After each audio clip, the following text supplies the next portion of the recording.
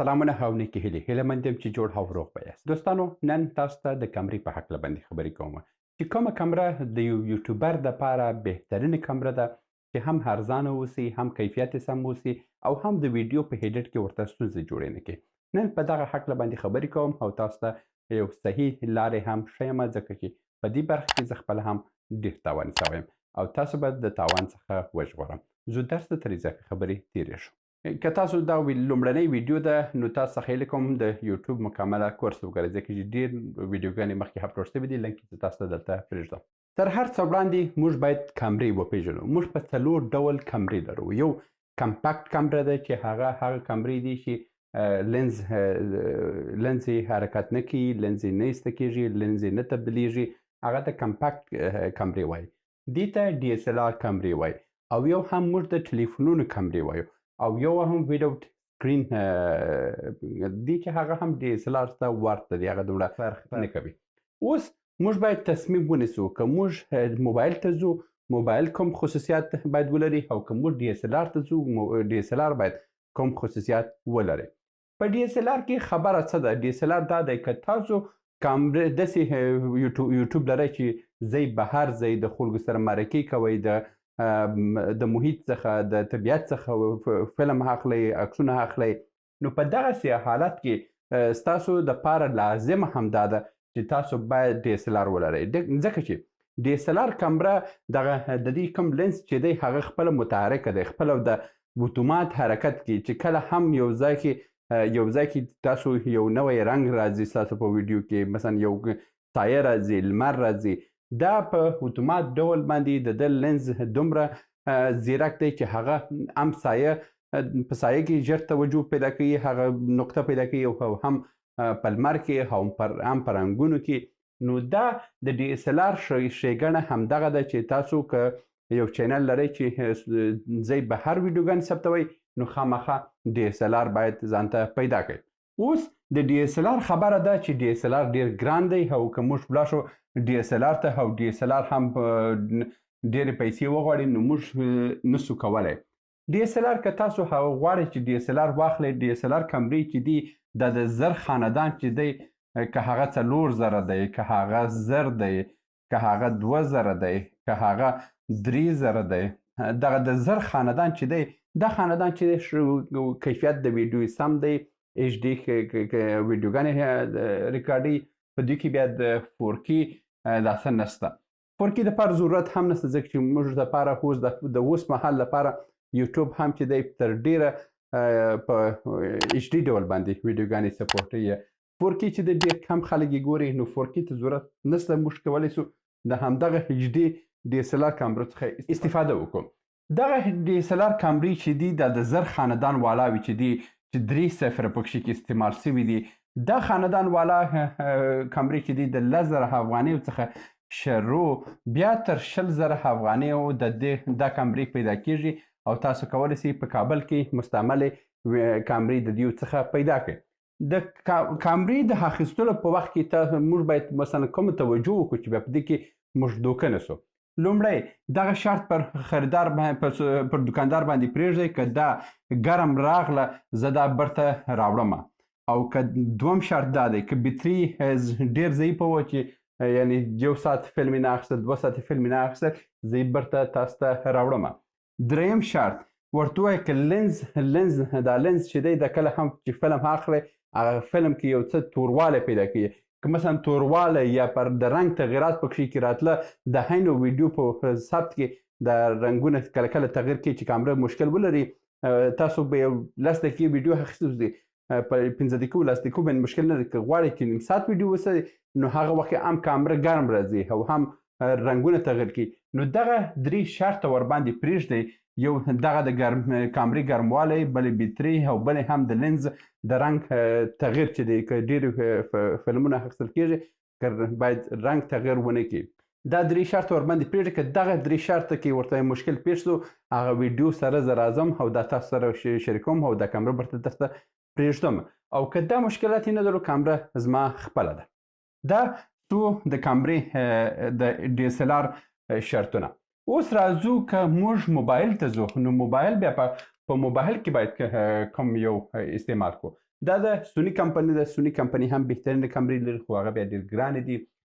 که تاسو کولی شئ ارزانې هم پیدا کړئ.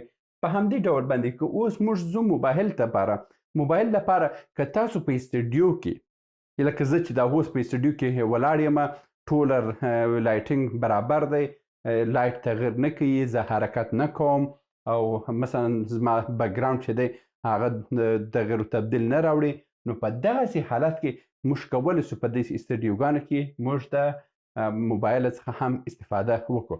موبایل کوم موبایل په سامسونګ کې د اس 10 څخه تاسو استفاده کولی شئ. اس 10 څخه استفاده کولی شئ.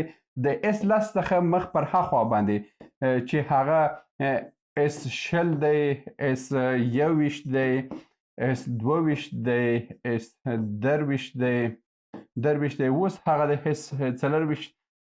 دا موبایلونه تاسو کولی شئ چې د دې څخه هم استفاده وکړئ. مګر دا په استډیو کې تاسو استفاده کولی شئ.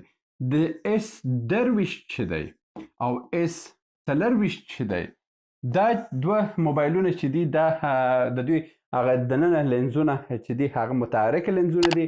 نو تاسو کولی شئ چې د بهر کې هم کوم ویډیوګانې په دې باندې ثبت کړئ او کیفیت یې ډېر ښه دی. دا تاسو ته مشکل نه پیښوي. نو دا شو د موبایلونو په هکله باندې چې کوم موبایل باید انتخاب کړئ. او که اوس راځو آیفون کمپنۍ ته، آیفون کمپنۍ کې موږ باید کوم موبایل انتخاب کړو. که د استډیو دپاره انتخابوي، ستا دپاره هیکس ښه موبایل دی، ایکس ماکس ښه موبایل دی، 11 خاندان ښه موبایل دی، 12 خاندان ښه موبایل دی، 13 خاندان ښه موبایل دی. دا د استډیو دپاره. او که غواړئ چې د بهر دپاره ویډیوګانې پکښې باندې ثبت کړئ، هغه کې باید تاسو خامخا د 14 خاندان ولري او د 15 خاندان ولري. دا دوه خاندان چې دي دا د بهر ویډیو ثبتولو لپاره بهترین دي، ځکه چې دا خاندان باندې که تاسو ثبت هم وکړئ بهر، بیا چې کله هم ایډیټینګ کوئ نو هغه کې بیا ستاسو باندې ډېر فشار راځي چې تر څو ایډیټ شي. او د ایډیټ دپاره مجبور یې څه رقم وکړئ.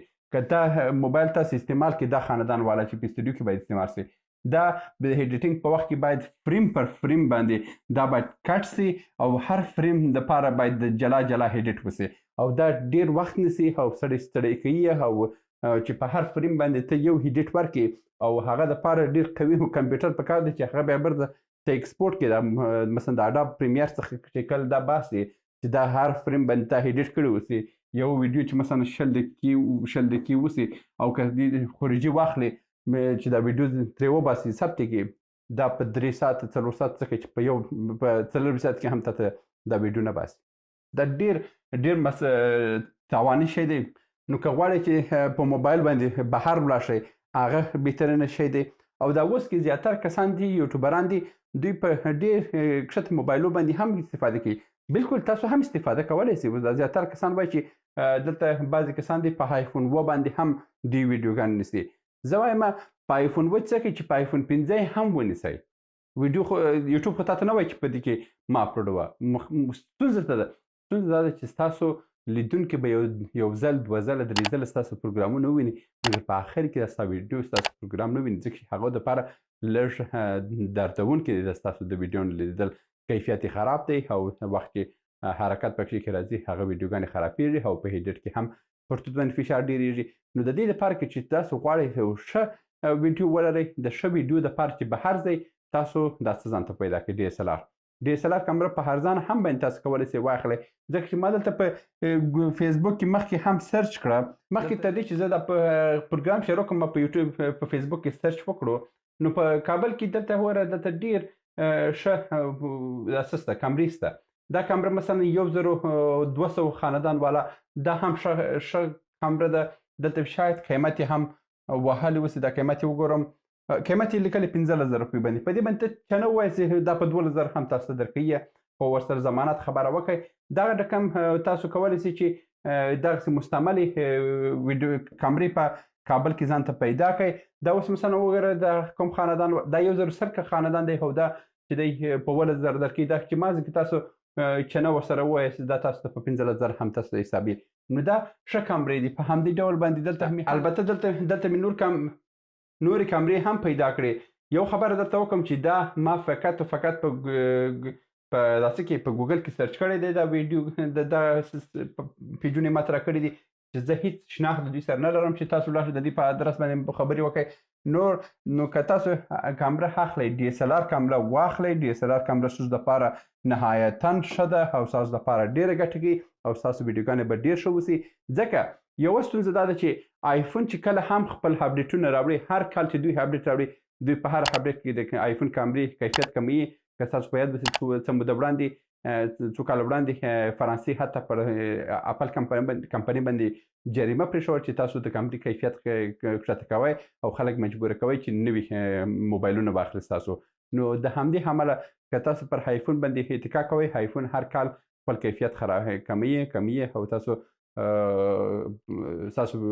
به خبر هم نه اوسئ یو وخت به ووایئ چې دا ویډیو ډېر خرابه سوې ده. دا و د کامرې په هکله باندې خبرې. تر بیا مو په الله سپارم.